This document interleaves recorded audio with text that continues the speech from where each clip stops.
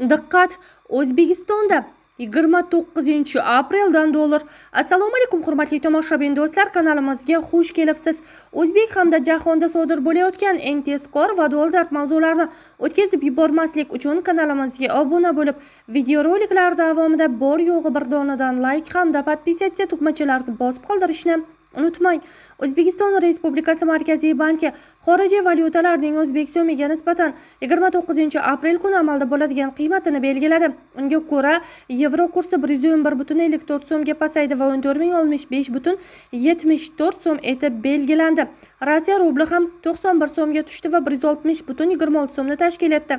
Xitoy yuani 9,89 so'mga pasaydi va 1759,48 so'm etib belgilandi.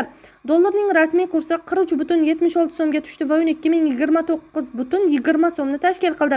Oltinning 1 grammi uchun narx esa 7.000 so'mga tushdi va 1.867.800 so'mni tashkil qildi.